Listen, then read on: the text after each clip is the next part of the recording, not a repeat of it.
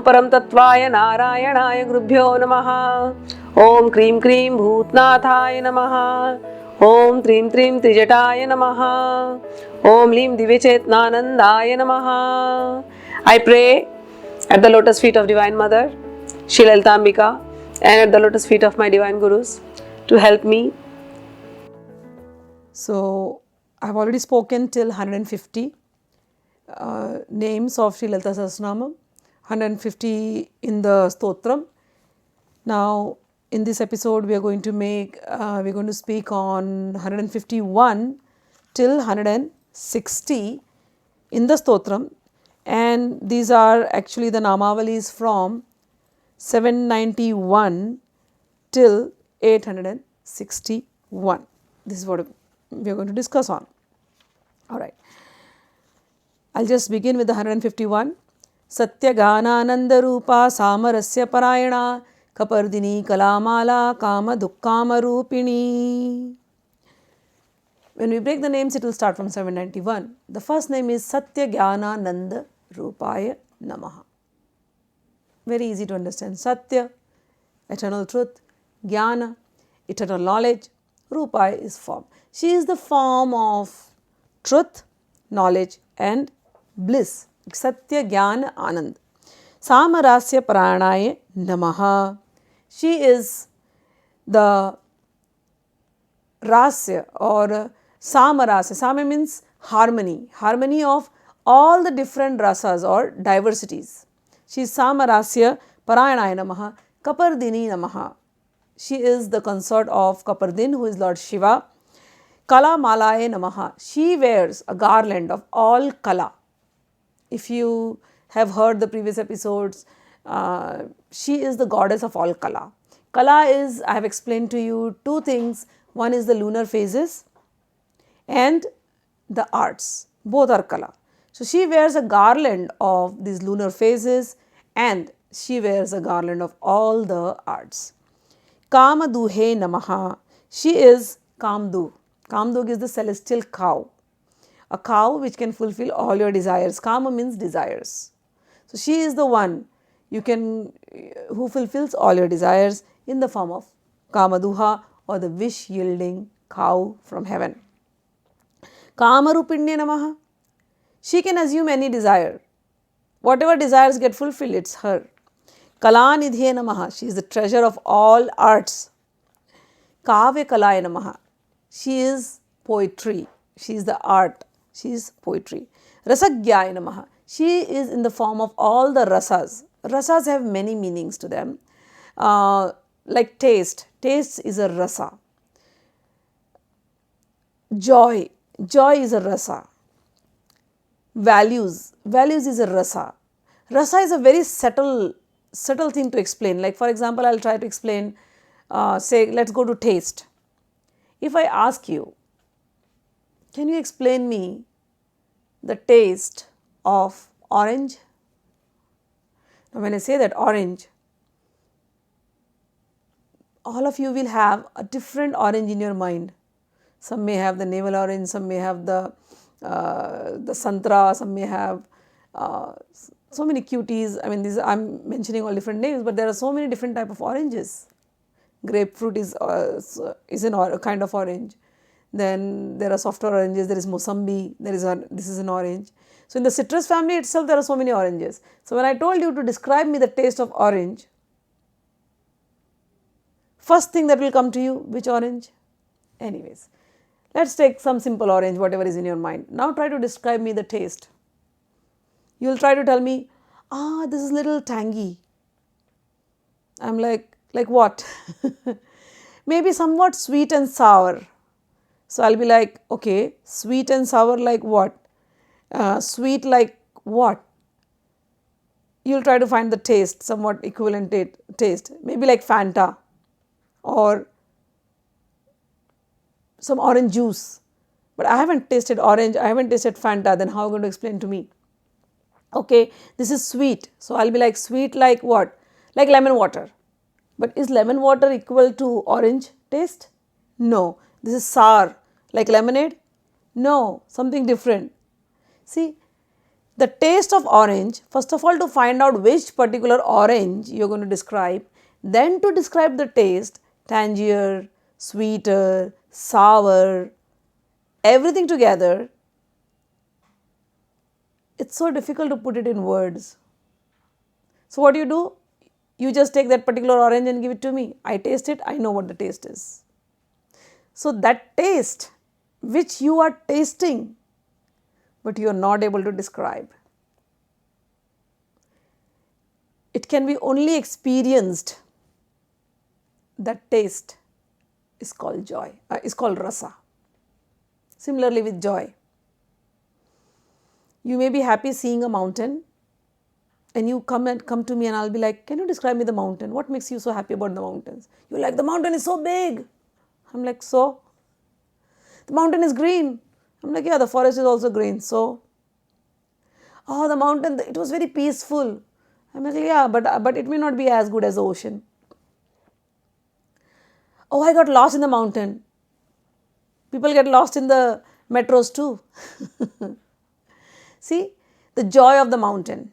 You visited a mountain, you had the joy, but if I ask you to describe me that joy, you will have to actually take me to that journey, show me those places, and then maybe I'll feel the joy. That joy is such a subtle thing that is called rasa.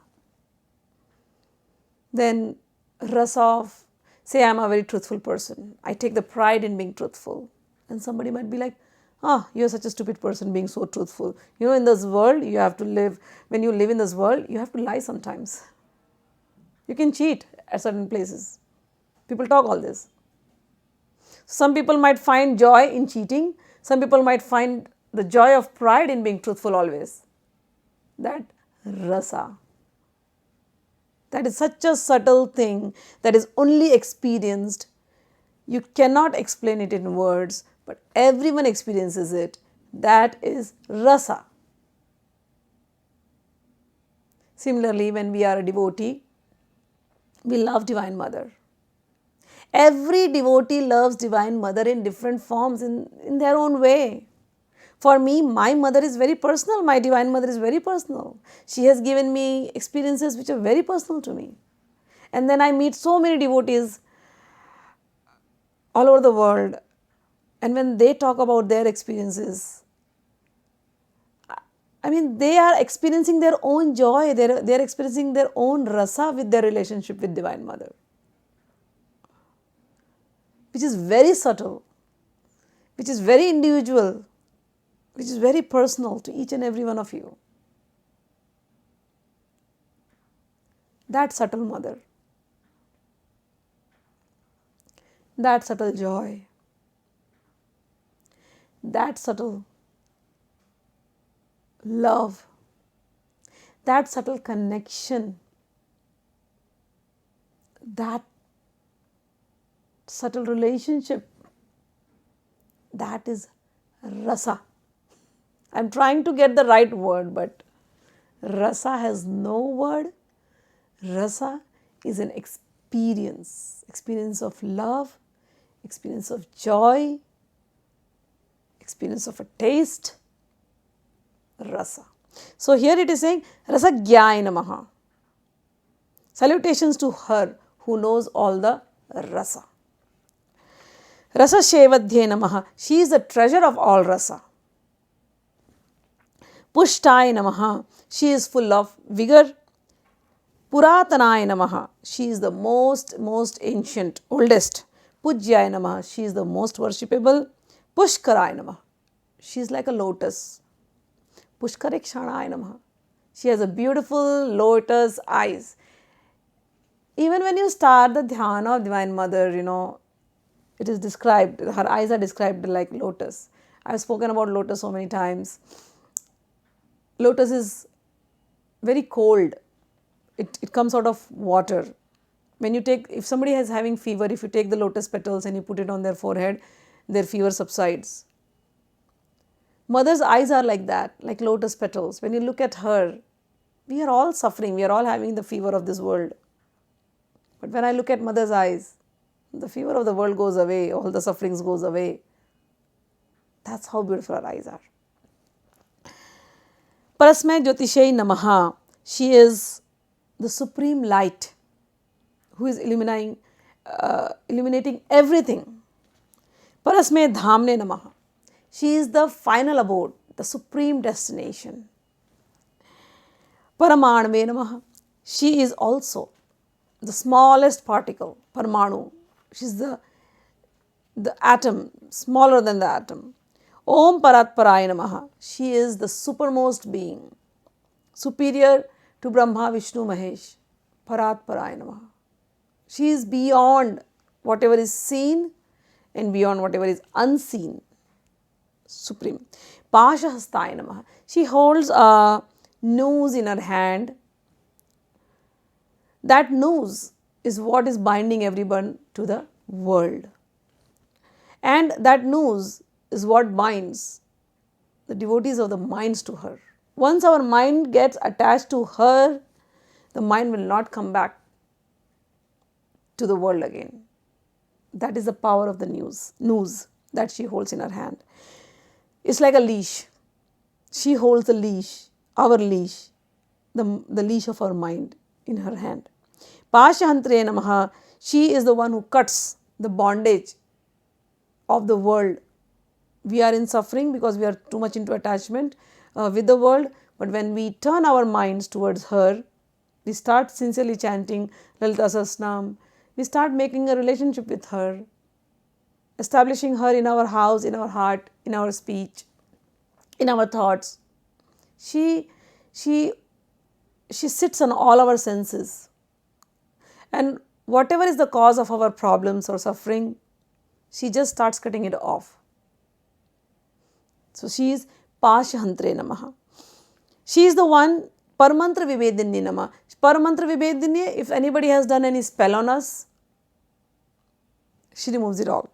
Murtaya Namaha. She has forms. Amurtaya Namaha. She is formless. Anitya Triptaya Namaha. She is forever satisfied. She is also satisfied with all the perishable items that we offer to her. Muni Manasa Hansikaya Namaha. Very beautiful word. She is the swan in the lotus mind, in the minds of Munis. Who are Munis? The Munis are those who are contemplating on Divine Mother. And the minds of the Munis become like a pond. And in that pond, Divine Mother resides like a beautiful swan playing in the minds of these Munis. Muni Manasa Hansika. So she is like a beautiful swan playing in the minds of her devotees. Om Satyavrataya Namaha. She likes those people who are vowed to truth. Om Satyarupaya Namaha. She is truth herself. Sarv Antaryamini Namaha. She is inside everyone. Om Satya Namaha. She is the truth. Om Brahmaniye Namaha. Brahmani is the Shakti. She is the consort of Brahma also. She is the Shakti of Brahma. Brahmane Namaha. She is herself Brahma. Jananye Namaha. She is the creator. She is the mother of the entire universe. Bahurupaya Namaha. And she has taken various forms. Budharchitaya Namaha. All the wise men worship her. Prasavitre Namaha. She is giving birth to this entire universe. Prashandaya Namaha. She is magnificent, awe-inspiring. Agyaya Namaha. She is the divine commandments. Pratisthaya Namaha. She is the foundation of everything. Prakata Prakritya Namaha. She is the one which is visible in this entire manifestation. Praneshware Namaha. She is the life force. See how subtle they are going in everything. These mantras are so powerful. They are so meditative. We chant it mindlessly, but Every mantra, when I'm saying, it's so powerful. It can just connect with you like this. If you practice it sincerely, if you focus on the meanings, if you start meditating on it, I mean, she's there all the time, she's there with you. The moment I say Praneshwari, she's my life force.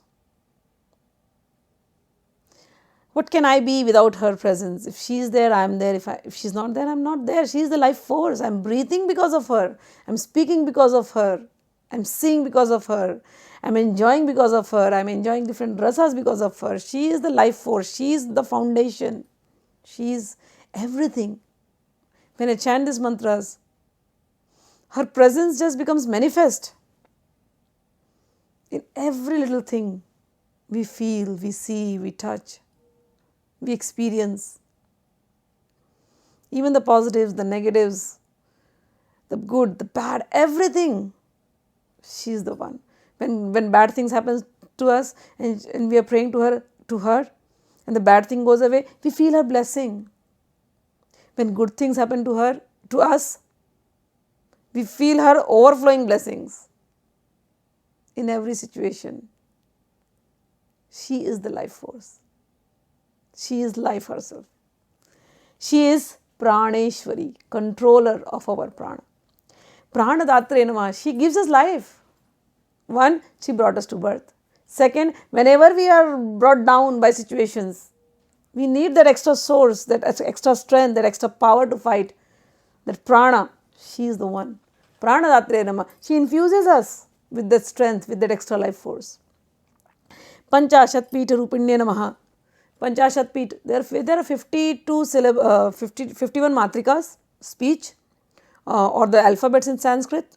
She is the one who is in all these alphabets, 50 alphabets. Om Vishanklaya Namaha. She is continuous. She is not fettered. Viviktasthaya Namaha. She lives in the hearts of her devotees and in different sacred spots, hidden. Veera Matre Namaha. All those who are Veera, heroic. Heroic does not only mean that one who is going and fighting on the battlefield. Heroic also means who takes time from his daily work and devotes time to worship Mother. We are all so tied up in our routine. When we talk to people, they're like, we don't have time to even, remember God. We are so stuck. But if somebody makes that attempt to fight against all odds and yet sit and chant Lalita Sahasranam, that person is also heroic. Veera Matre Namaha. Those who are strongly doing their sadhanas, sincerely doing their sadhanas, they are all Veeras. Veera Matre Namaha. She is the mother of all these Veeras. Om Viyat Prasuve Namaha. She is the one who has created this entire universe with the element called V. Viyat. Mukundaya Namaha. She is the one who bestows liberation. Mukunda means the one who bestows liberation. Mukti Nilyaya Namaha. She is the abode of those who have achieved liberation. So she is the one who grants liberation and then she takes them to her own abode, which is the abode of liberation. Moola Vigraha Rupinye Namaha. So her Mool Vigraha is her Bala Roop. She is the form of that Bala Roop. And again, another meaning of Mool Vigraha is whatever you see has come from some root. The Vigraha, the entire universe has come from a root. That root is her. Whatever we see in the universe is because we have come from her. So that is Mool Vigrahaya Namaha. Bhavagnyaya Namaha. She knows our thoughts. She knows our sentiments. Whenever you chant Lalita Sahasranama, I tell this to people every time. Do not, sometimes people come and say, they're like, oh, what if you chant wrongly? I'm like, your bhav has to be correct. Chanting is fine. Be like that small child. We have kids. When our kids are in kindergarten, they draw, sometimes they'll draw some pictures and they'll be like, Mama, I drew you. And then you look at the picture. It'll be like one circle, one line, and then two lines here, that's your hand and leg. And then they'll make some hair, they'll make some eyes. And then they bring the picture to you and then they say, Mom, I made your picture. What do we say? We love that. Oh, my kid drew my picture. Though we are nowhere close to that picture. But what is it that we like? It's the bhava, the feeling of my child towards me. That bhava is required when you are worshipping Divine Mother. That bhava, childlike bhava. You may make mistakes, so what? Nothing. Don't worry. If somebody makes you fearful, oh, if you make mistakes, something will happen. No, don't worry. I'm telling you. Even if you make mistakes, she will ensure. If your bhava is clear, if your feelings are clear, if your emotions, sentiments are clear, she will ensure that you will meet somebody who will clear your mistakes. So, just like that small child, when our children come, when they are small, they talk something gibberish, yet we understand their language, don't we? That is how it is. Unknowingly, like a child, you make mistakes while chanting, don't worry. Still try, make an attempt, talk to her. Talk to her like a child, like that small kid. Bring that kid in you alive when you approach Divine Mother. Alright? So, Om Bhavagyaya Namah. She knows your emotions, she knows your sentiments. Bhavaroganyay Namaha. She is the one who can remove the diseases of this world. We are afflicted by the worldly disease. We want to be so attached to the world and always be suffering. She is the one who will remove that. Bhava Chakrapavartine Namaha. She sets the motion, of this entire universe. Now, we are all stuck in this universe. We are stuck in the cycle of birth and death. She is the one who can change it. She can do it for us. Chanda Saraya Namaha. All the Vedas, they are describing only her through their chandas. Shastra Saraya Namaha. She is the essence of all the scriptures. Mantra Saraya Namaha. She is the essence of all mantras. Talodarye Namaha. She is the one who is living in the nether worlds. Udar Kirtiya Namaha. Her glory extends everywhere. Udama Vaibhavaya Namaha. She is very mighty and boundlessly glorious. Varna Rupinya Namaha. She is denoted in our language. Janma Mrityu Jara Tapta Jan Vishranti Dayini Namaha. She gives peace to all of us, to those who pray. We are praying, but we are always suffering with these four things. First of all, we took birth. Because we took birth, we are in the cycle of disease and old age and death. After that, again we will take birth. Again the same old cycle goes on. If we want to cut this cycle, who is the one who will give it? Divine Mother. Divine Mother gives us rest, gives us peace from this entire cycle. Saropnishad Gushtaya Namaha. All the Upanishads are only talking about her. Shantyatit Kalatmikaya Namaha. She is beyond the state of peace. Gambhiraya Namaha. She is Gambhir, inscrutable. Gaganantasthaya Namaha. She is living in the space. Space is everywhere. So she is living everywhere. Garvitaya Namaha. She is the pride of Shiva.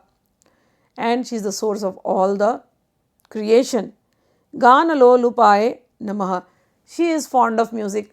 So those who can sing to her every day. She loves your singing.